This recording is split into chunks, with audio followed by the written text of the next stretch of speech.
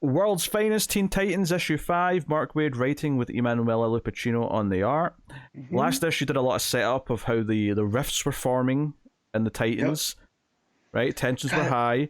Really makes me hate Roy. I missed last issue too. Yeah. That last issue where they were at Wally's, God, Roy has never come off as a bigger, a-hole. Yeah, and then he gets really butthurt when he hears them talking about him, like, because it really built up this idea that he tries to make up for everything he's lacking by talking about how much wealth he has, and that happens again in this issue when he gets mad. He's like, "Well, I live in a mansion. None of you could know what that's like." And Dick's like, "Yeah, okay, sure, bud." So this issue, it was a little flashback at the start, which tells us of when the Titans had a new member try out, right, by coming on here. Haywire is the name. Yep. And he basically, after they sort of succeed in their mission, he starts stealing all these government secrets off this computer so they can use it to, like, save people and stuff. He says to help people. Yeah. And Rob was like, "We're not in the blackmailing business. Like, we weren't going to blackmail. Then what are we going to use it for?" And he's kind of stymied. So they ditch him. They say, "No, like, we don't have room for people like you on our team, so go away." So he is really pissed off about it. He hurts Wally when Wally sort of speeds him back to where he lives. Cut back to present day, and Dick and Donna are talking about Garth acting up and not talking to her. Dick's still talking about how Batman wants him to leave the Titans. We know that that's been a big stumbling block. And basically that's when it comes back in from what the cliffhanger was, which was that Bumblebee and Mal, but I'll say Guardian now. It's Guardian, because you think they were setting him up to be Boy Blue or Harold or whoever, right? Yeah. But he's wearing the Guardian, the Metropolis Guardian stuff, which I thought was a nice little twist. Yeah, so they're fighting this villain out here in the city, and Robin and Donna show up to help, but Toy Boy, the one there, that's the creepy guy from the convention who was obsessed with Donna, and this is where a lot of these different stories throughout this run so far started to all come together, because what it turns out is that Haywire is the one who's put all these guys together to form a team, the Terror Titans, to be the evil version of the Teen Titans. And that realization was a lot of fun, I thought, realizing that he was the one sort of calling the shots from the command center. As the Titans basically all stop listening to each other and end up getting each other all in trouble. Wally doesn't listen to Dick's orders. Speedy shows up and doesn't listen to anyone either. And it ends up, like, half of them end up getting hurt. Artemis shows up as part of the Terror Titans. That was a fun reveal. I think that's a cool look for her, right? Because she's got the one eye, it's like a half goggle over her shooting eye, which I thought was... But Deathstroke, makes her... Yeah. It's a bit Deathstrokey, right? By also being its own thing. And which Artemis is this? Because this isn't the Amazon one, right? This is the kind of like the Young Justice-y... Yeah, I was thinking this is the Young Justice animated series type of Artemis. Yeah. Okay. It's the vibe I get anyway. So they get their asses kicked, and it's caught on camera. They all look kind of shit, and the big part of the end of the issue is they're all sort of moping about this, and they start arguing about how they didn't help each other. Right. Someone says, I think it's Speedy says something to Garth, so Donna defends him, but then Garth gets annoyed, says, "I don't need defended," and then she's like, "Oh, you're talking to me now, are you?"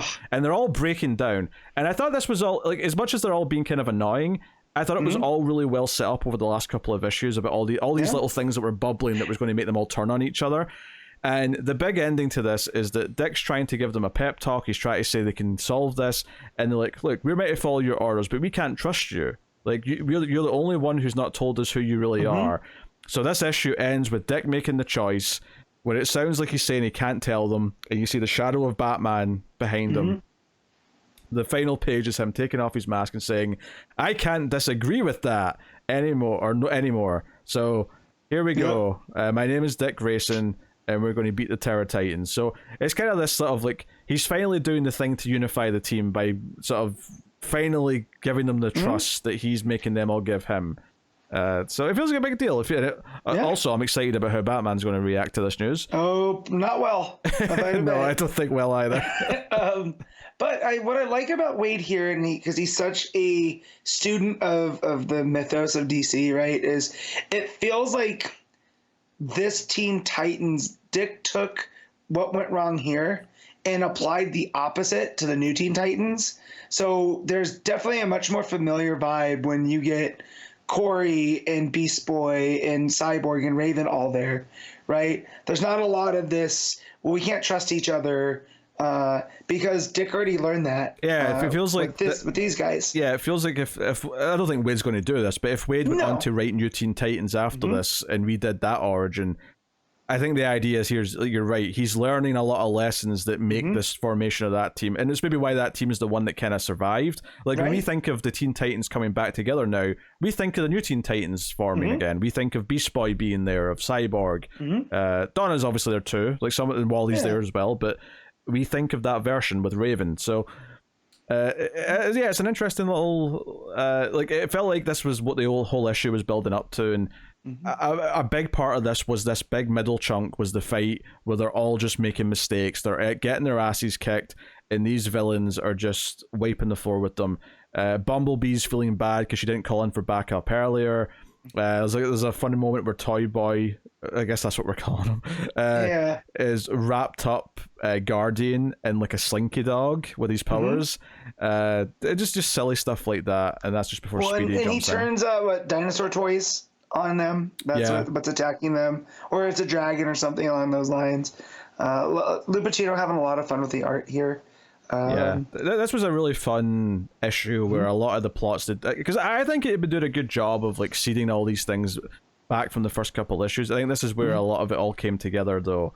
Because Connor wasn't into the last. Connor was not a fan of the spending time with the three boys at the house, whereas I really I like that a lot. I like that it's taking the time to present them as teens, right? They're not just superheroes.